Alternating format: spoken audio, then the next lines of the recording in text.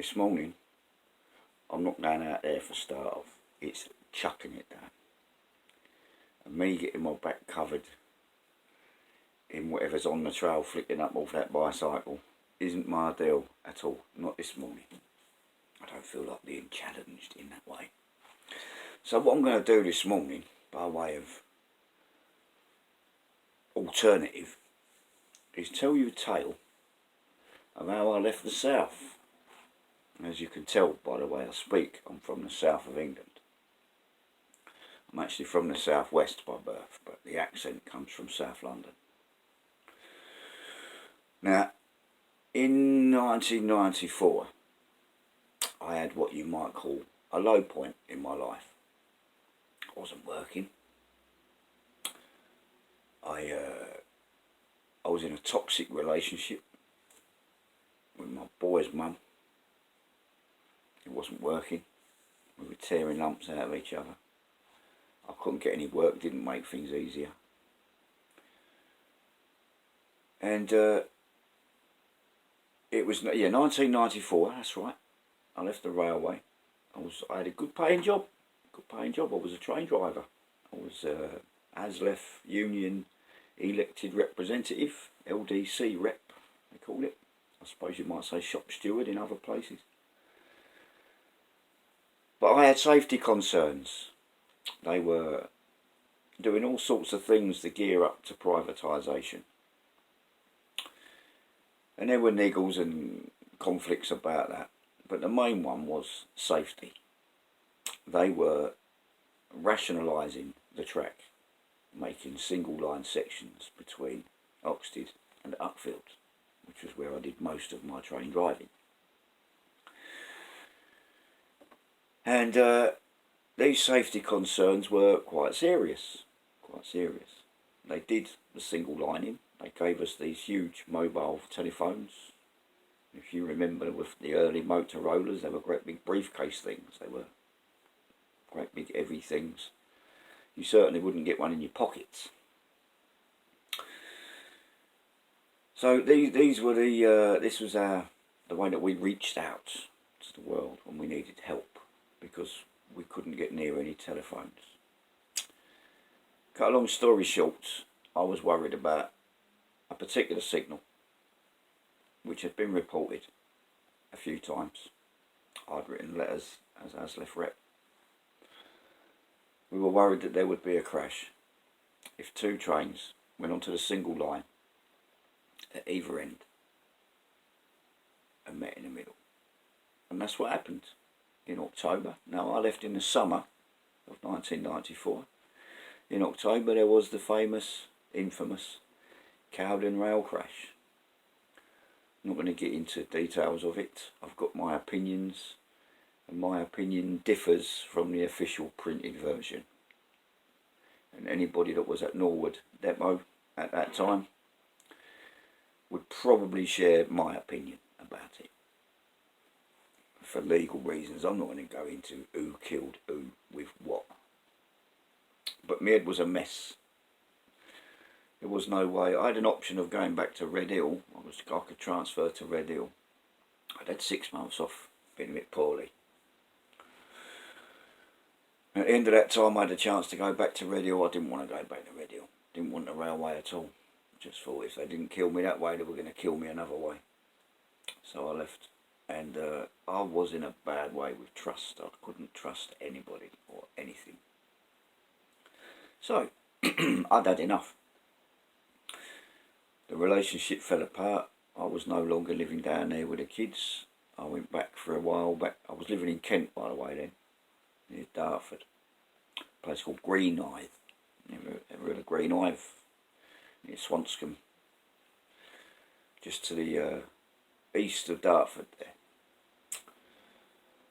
North Kent. Not really a biking scene to be spoken about, really.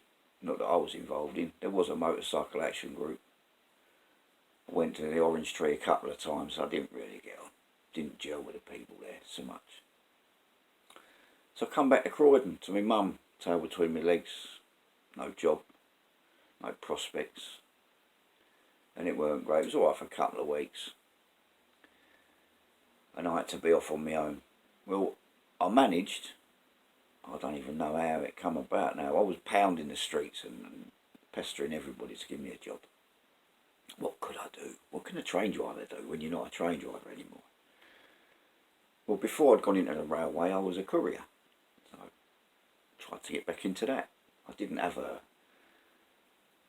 bike that was good enough to be doing the sort of taking the punishment that courier work demanded, so I stayed away from the bikes to earn money.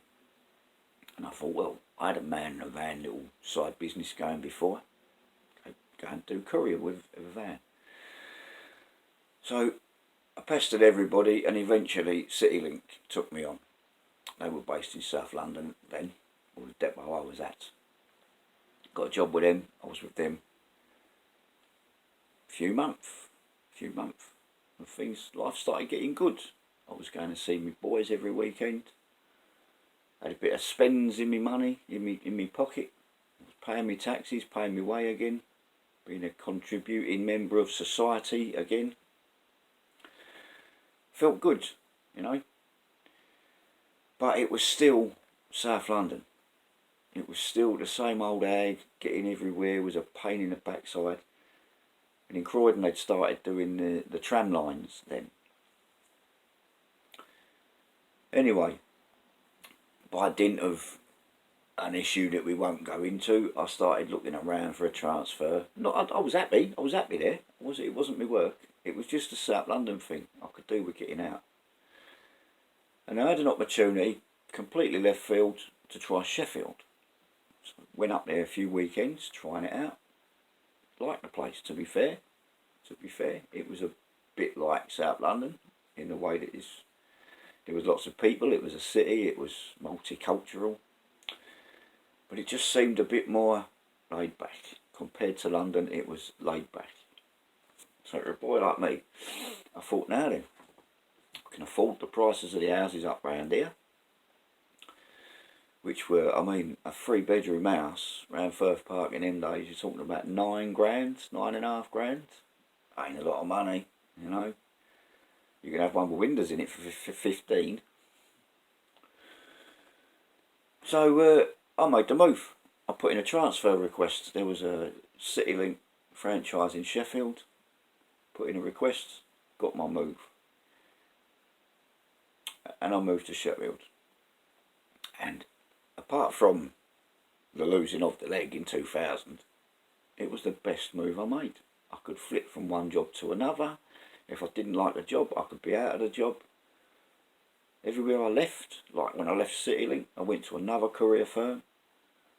I moved on from that to a warehouse and a distribution contract.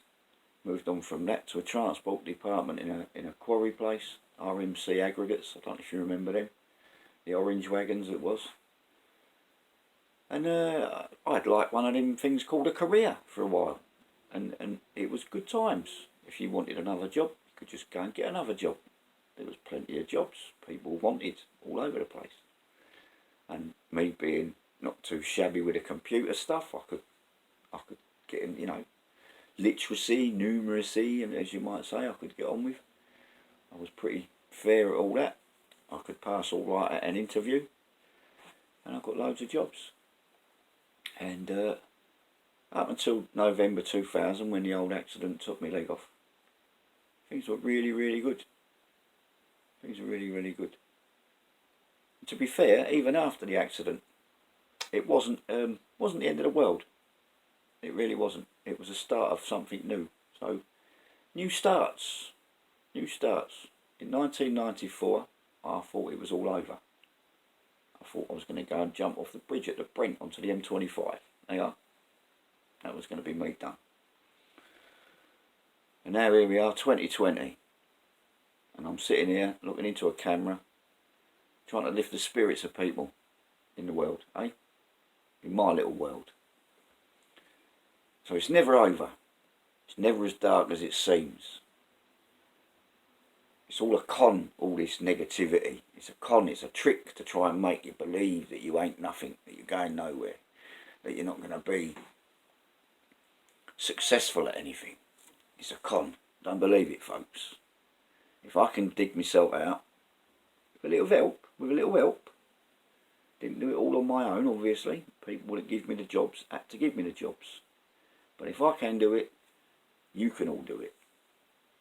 It's up here, and we have got this. We've got friends.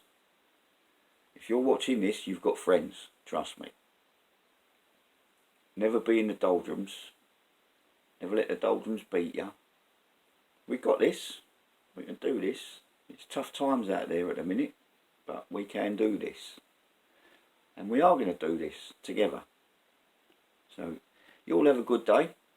I'm not out anywhere. No birdsong this morning. Like I said, it's chucking it down the rain out there. My wife's gone out walking the dogs, bless her. And I can't walk, you see. That's why I go out on a bicycle, because I can't walk very far. So, but that don't matter. I'm still upbeat, still positive, still smiling. You have yourselves a good day, right? I love you all. Take care now. Ta-da.